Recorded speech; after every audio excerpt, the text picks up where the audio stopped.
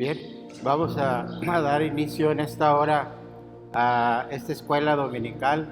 Estamos en el Templo Betel, Ministerios Betel Rosarito, y el tema que nos trae ahora es el neopentecostalismo.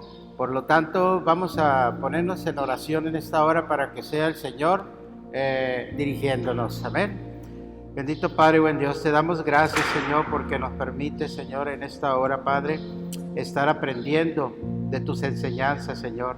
Padre, mira cuán importante es, Señor, la escuela dominical, Padre amado, para cada uno de nosotros los creyentes, Señor, porque de esta, Señor, aprendemos de acuerdo a tu voluntad, Señor, de una manera especial en la escuela dominical. Por eso en esta hora nos ponemos en tus manos, Señor, y declaramos, Señor, que este tema, esta escuela dominical, Señor, está dirigida por ti para cada uno de los oyentes en esta hora desde su casa, Padre. En el nombre del Padre, y del Hijo, y del Espíritu Santo. Amén.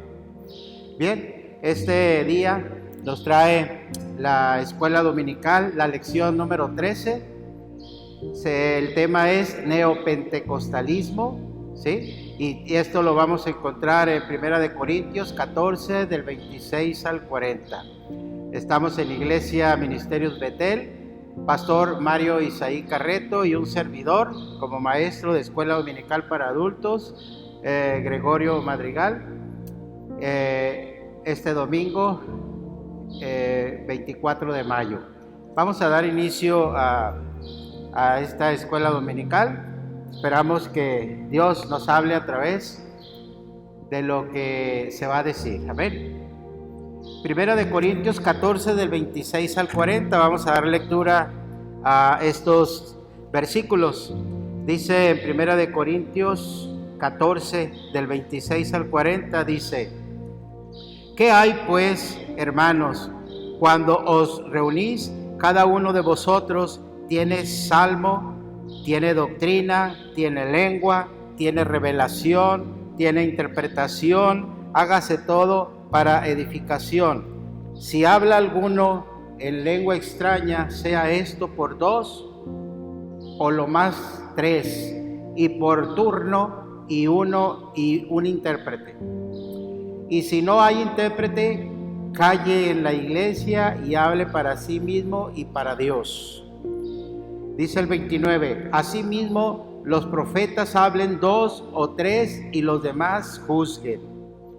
Número 30, y si algo le fue revelado a otro que estuviere sentado, calle el primero, porque podéis profetizar todos uno por uno, para que todos aprendan y todos sean exhortados.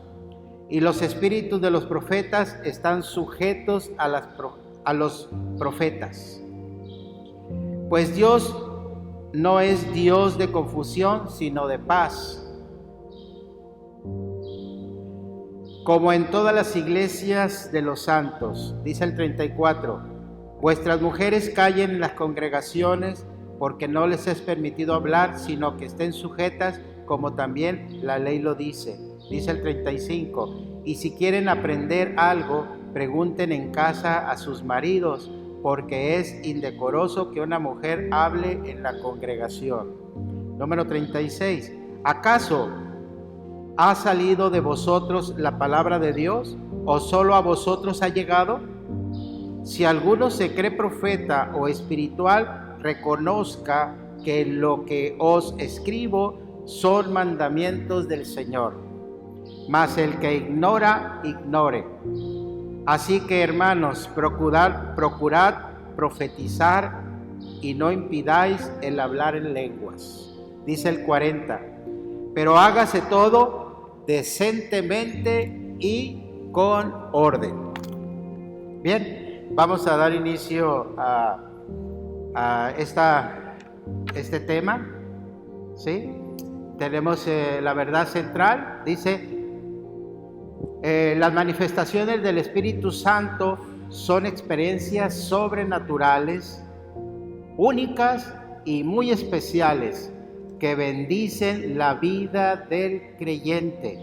Estas deben procurarse dentro del marco bíblico. Amén. Y vamos a llevar a cabo, ¿verdad? Lo siguiente. Vamos a conocer el origen histórico del neopentecostalismo. También vamos a analizar los aspectos sobresalientes de esta doctrina. También vamos a apreciar la doctrina bíblica sobre las manifestaciones genuinas del Espíritu Santo. Lo voy a repetir. Vamos a conocer, según los objetivos que nos propusimos, conocer el origen histórico del neopentecostalismo. También analizar los aspectos sobresalientes de esta doctrina. Apreciar la doctrina bíblica sobre las manifestaciones genuinas, verdaderas del Espíritu Santo. Estos serían los objetivos. Podríamos preguntar, ¿cuál ha sido su experiencia personal con el Espíritu Santo? ¿Sí? Algunos me podrán decir el hablar en lenguas, otras personas podrán decir siento un gozo, siento una paz, ¿verdad? Hay diferentes maneras de expresiones personales que ha adquirido cada uno de nosotros, ¿verdad? Con respecto al Espíritu Santo, ¿sí? Algunas manifestaciones radicales que practican los neopentecostales en sus servicios, fíjense bien, hermanos, ¿sí? Son algunas manifestaciones radicales que practican los neopentecostales en sus servicios, ¿sí? ¿Quiénes son los neopentecostales? Pues es la nueva ola que surgió, ¿verdad? Después de la ola carismática, ¿sí? Ahorita lo vamos a explicar más adelante, ¿sí? Pero miren ustedes cuáles son las manifestaciones que ellos experimentan, ¿sí? La risa santa es una. Eso es una expresión o manifestación radical, ¿sí? La risa santa, el vómito santo, los dolores de parto, ¿sí? Etcétera, etcétera, etcétera, ¿sí? Pero dentro de ellas, ¿sí? Están manifestándose ciertas acciones, ¿verdad? Que pues no corresponden muchas veces a lo que Dios demanda en la Biblia. Y ahorita lo vamos a explicar.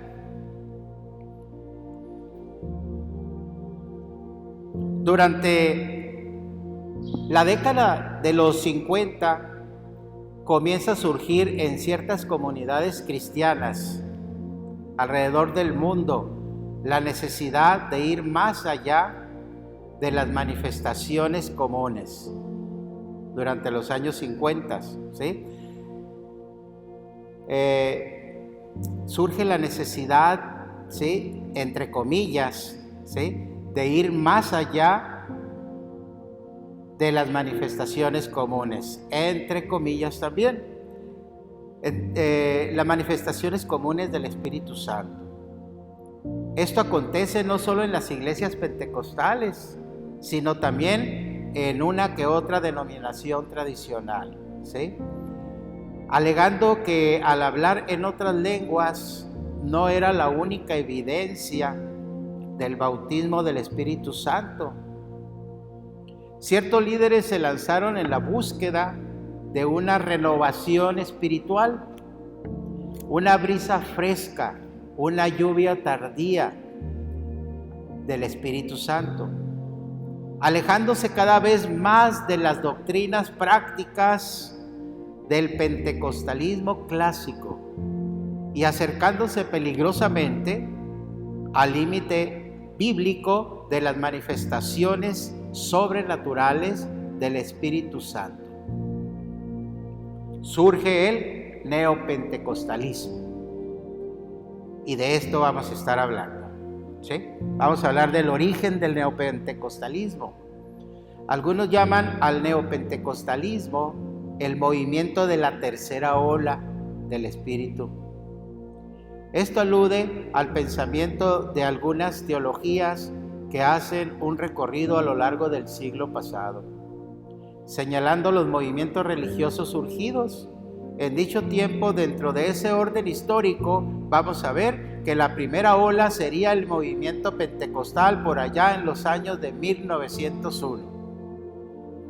Y enseguida la siguiente ola o la segunda ola es el movimiento carismático, ¿sí?, surgido en la década de los 60.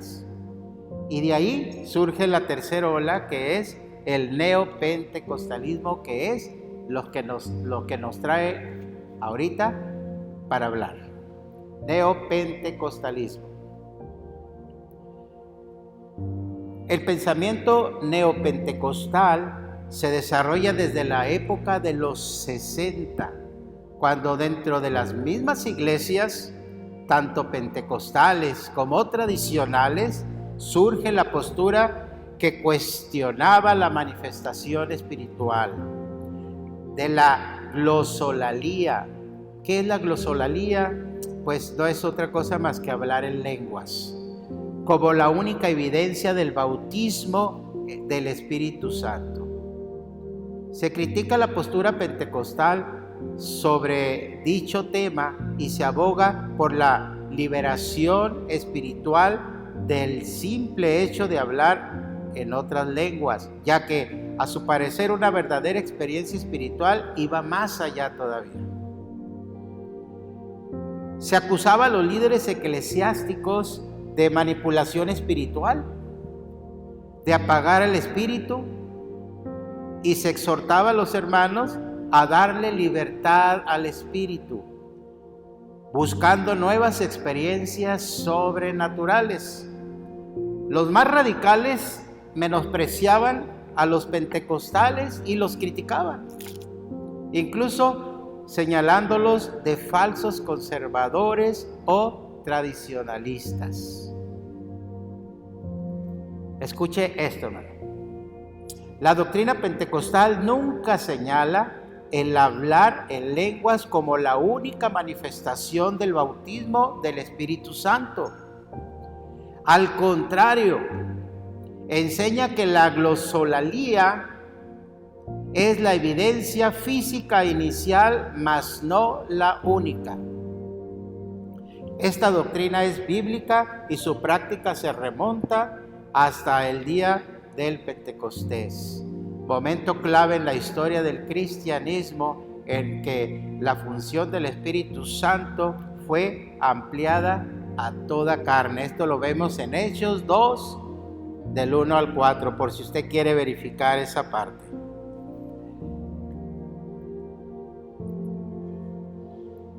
¿Quiénes fueron los proponentes de esta ola neopentecostalista? ¿Quiénes fueron los proponentes, las personas que propusieron esta parte? ¿Sí? Se consideraban las enseñanzas de David du Plessis, ¿sí?, pastor pentecostal sudafricano, y Dennis Bennett, ministro episcopal norteamericano, como las de mayor influencia en el surgimiento del neopentecostalismo. Ellos enfatizaban la realidad de los dones del Espíritu Santo y las manifestaciones sobresalientes también, argumentando que hablar en otras lenguas no era la única evidencia inicial sobrenatural del bautismo del Espíritu Santo. Su insistencia fue tal que ambos terminaron expulsados de sus congregaciones y denominaciones. Después de ellos surgieron más líderes en el mismo sentir, y las iglesias neopentecostales y sus dirigentes proliferan hoy en el mundo entero. Ahorita vamos a ver por qué proliferan. De ahí surge una gran gama de manifestaciones que distan mucho de encajar con el concepto bíblico histórico del pentecostalismo. Vemos entonces cómo estos señores, ¿verdad?, que fueron los que proponen esta ola, ¿sí?, fueron expulsados por esa doctrina que ellos querían imperar, ¿sí?, en la iglesia. pero de todas maneras los expulsan, pero de ahí surgieron otras personas, ¿sí? Y hoy en día, ¿sí?, las iglesias neopentecostales proliferan en todo el mundo. Preguntaría a usted que nos está viendo por allá en su casa, con una tacita de café, con un buen desayuno, ¿existe alguna evidencia bíblica para afirmar que hablar en lenguas no es la única evidencia inicial del bautismo del Espíritu Santo? ¿Existirá alguna evidencia bíblica para afirmar que el hablar en lenguas no es la única evidencia inicial del bautismo del Espíritu Santo? Mire, yo saqué 4 evidencias, ¿sí? Una está en Romanos 8:9. Dice: mas vosotros no vivís según la carne, sino según el Espíritu, si es que el Espíritu de Dios mora en vosotros. Y si alguno no tiene el Espíritu de Cristo, no es de él. Ahí está una evidencia. Otra más, 1 Corintios 12:13. Porque por un solo Espíritu fuimos todos bautizados en un cuerpo, sean judíos o griegos, sean esclavos o libres, y a todos se nos dio a beber de un mismo Espíritu. En Efesios 1 del 13 al 14 dice: en él también vosotros, habiendo oído la palabra de verdad, el evangelio de vuestra salvación, y habiendo creído en él, fuiste sellado con el Espíritu Santo de la promesa, que es las arras de nuestra herencia hasta la redención de la posesión adquirida para alabanza de su gloria. Tenemos otra manifestación, otra evidencia en 1 Corintios 12 del 29 al 31. ¿Son todos apóstoles? ¿Son todos profetas?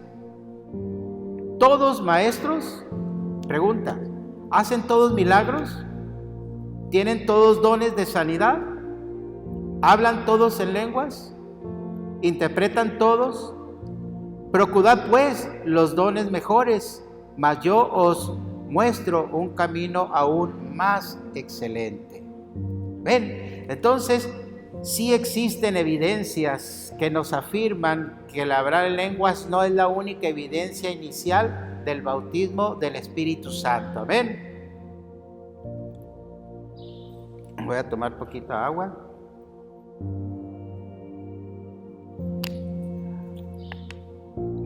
¿Cuáles son los aspectos sobresalientes del neopentecostalismo? ¿Qué es lo que sobresale en esta ola doctrinal del neopentecostalismo? Bueno, está una que vamos a hablar, que es la confesión positiva. ¿Qué es la confesión positiva? Frases como declararlo, así de sencillo. Solo confiésalo y será tuyo. Hay que tener fe en la fe. Empodérate de la fe. Mi fe compromete la voluntad de Dios. Se han vuelto estos comunes, quizá hasta virales dentro del pensamiento neopentecostal y posiblemente en algunas iglesias de línea pentecostal también. Aquí lo grave, ¿no? Que se ha vuelto esto como viral. Ahora hasta algunas iglesias pentecostales lo practican. Estas frases expresan un sentido de hiperfe, enseñanza que es conocida como la confesión positiva, palabra de fe o movimiento de la fe. Estos son algunos aspectos sobresalientes del neopentecostalismo, ¿sí? Esta enseñanza es promovida por unos telepredicadores. ¿Usted conoce algún programa de televisión donde los predicadores manifiestan este tipo de aspectos? ¿Sí? Esta enseñanza es promovida por ellos, que sostienen que lo declara positivamente con la boca como resultado de la fe adquiere existencia. ¿Cómo ven? La confesión positiva es uno de los aspectos más sobresalientes del neopentecostalismo. Pero escuche esto. La palabra de Dios habla de fe, por lo menos en 3 contextos. 1. La fe salvadora, en Efesios 2:8. Como don de Dios, la fe como fidelidad, Gálatas 5:22 y 23, expresada como parte del fruto del Espíritu. Y la fe como uno de los dones del Espíritu, 1 Corintios 12, del 8 al 10. Vamos a leerlo. 1 Corintios 12, del 8 al 10. Dice la palabra de Dios: porque a este es dada por el Espíritu palabra de sabiduría, a otro palabra de ciencia según el mismo Espíritu, a otro fe por el mismo Espíritu, y a otro dones de sanidades por el mismo Espíritu.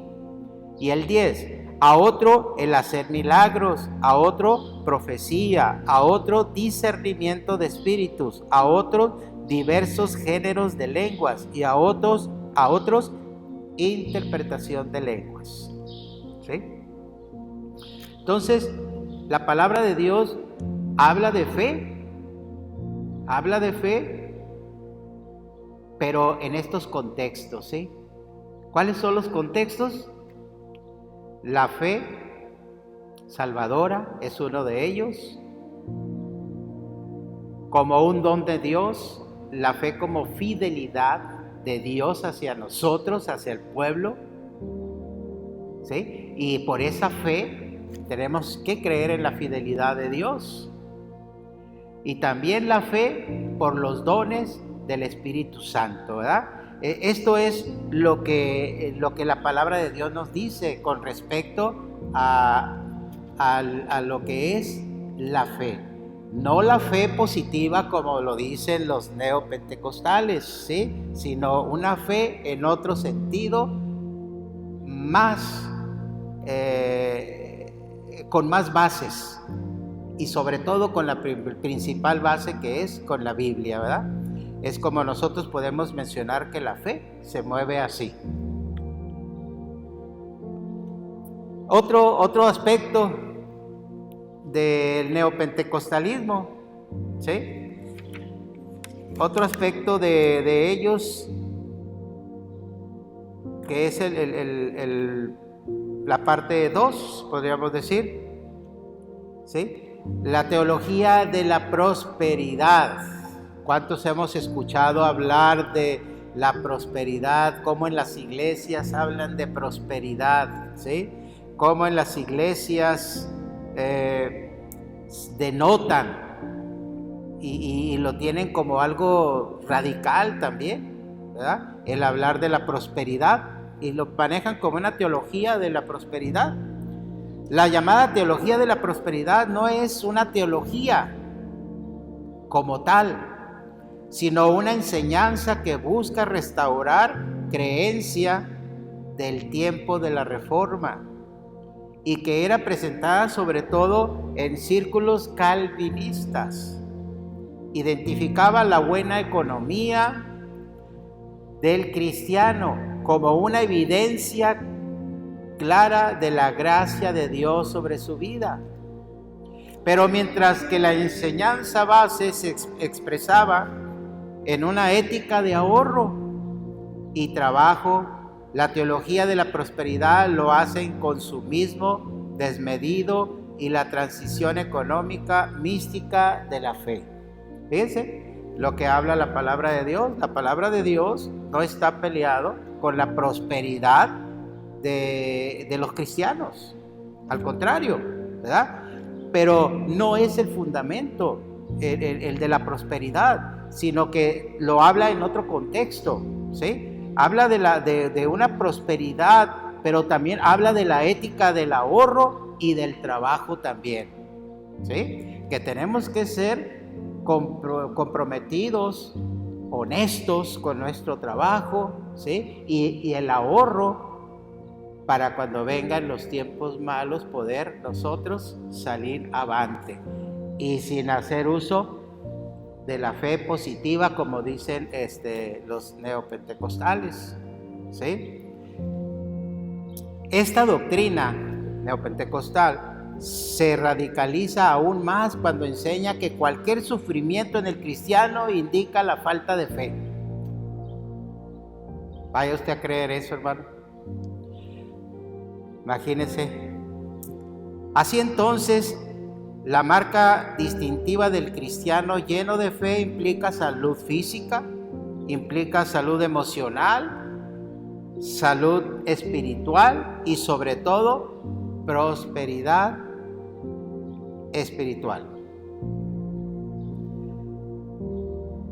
Esto es la teología de la fe, pero escuche esto también, hermano.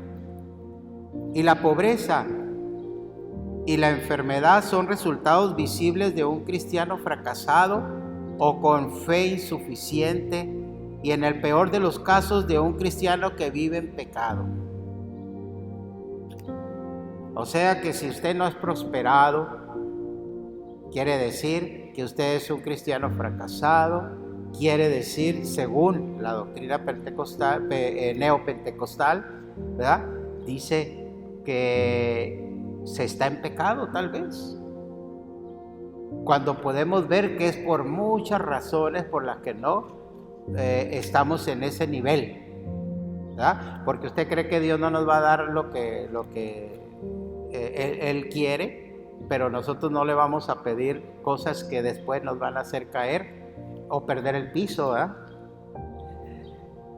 Vamos a ver Deuteronomio 7 del 11 al 15 y Josué 1 del 7 al 9. Dice, enseñan que Dios prospera a quienes oyen y guardan sus mandamientos.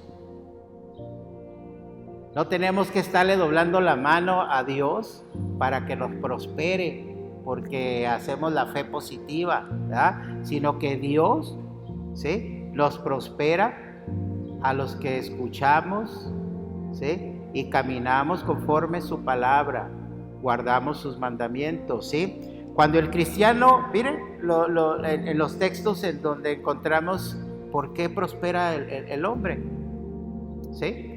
Cuando el cristiano honra a sus padres, también es beneficiado. Éxodo 20:12. El proverbista nos muestra dos caminos muy cortos hacia la prosperidad, sencillos. La generosidad hacia los demás. Proverbios 11, 24 al 25. Proverbios 11 del 24 al 25. Vamos a darle lectura. 11 del 24 al 25. Dice, hay quienes reparten y les es añadido más, y hay quienes retienen más de lo que es justo, pero vienen a pobreza. Ahí está. Ese es un camino para que Dios nos prospere, ¿sí? La generosidad. Otro es, y el honrar a Dios con nuestros bienes, ¿sí? Proverbios 39:10. Vamos a leer Proverbios 39:10.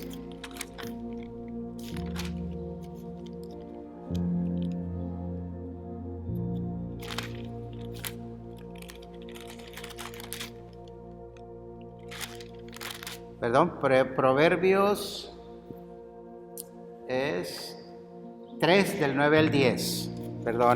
Proverbios 3 del 9 al 10. Vamos a darle lectura. Dice, honra a Jehová con tus bienes y con las primicias de todos tus frutos, y serán llenos tus graneros con abundancia, y tus lagares rebosarán de mosto. Ahí tenemos, ¿verdad? Ahí nos está diciendo el proverbista, ¿sí?, que esos dos caminos sencillos podemos llevarlos para que Dios nos provea. la generosidad y honrar a Dios. Amén. Vamos con el punto 3.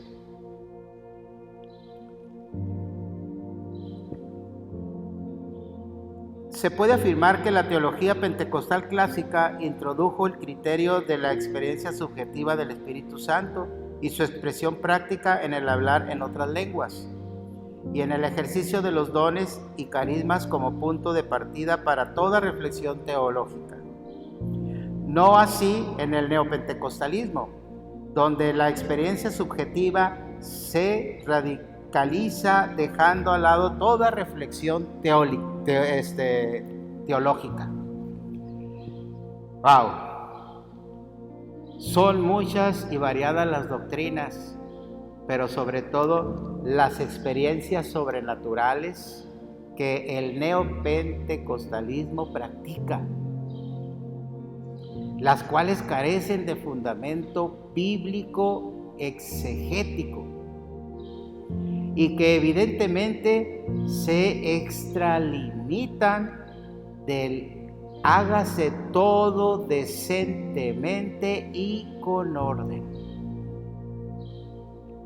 que es la regulación litúrgica que recomienda el apóstol Pablo, ¿sí? Esto lo vemos en 1 Corintios 14:40.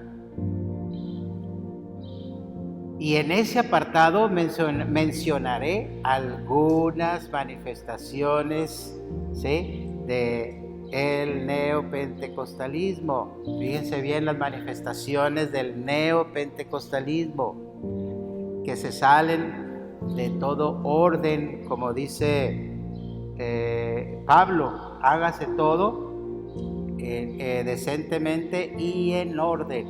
Miren lo que ellos practican, ¿sí? La borrachera santa. Esta experiencia es practicada por los neopentecostales en sus cultos, tomando como referencia el texto de Efesios 5:8, donde dice: no os embriaguéis con vino, en el cual hay disolución, antes bien sed llenos del Espíritu Santo. Obviamente dejan al lado el contexto del pasaje. Al prohibir la embriaguez con vino y permitir embriagarse del Espíritu Santo, que literalmente su comportamiento es el de un borracho, un ebrio, cuyos sentidos se alejan de la cordura conforme se llena más y más del Consolador. Ahí tenemos una evidencia, ¿sí? Ahí tenemos una manifestación de lo que hacen, ¿sí?, la ola o neopentecostales. La borrachera santa. Otro es la risa santa. Para los neopentecostales, cuando alguien es bautizado con el Espíritu Santo, una de las evidencias que resaltan dicha experiencia es que la persona comienza a reír y no termina de hacerlo hasta que el Espíritu la suelta. Por el testimonio de algunos que han estado en sus cultos, sabemos que en ocasiones dicha risa se vuelve rara y provoca cierto temor en quienes la escuchan. Imagínense unas personas nuevas que vayan a un culto de esos, ¿verdad? En vez de salir bendecidas, salen asustadas.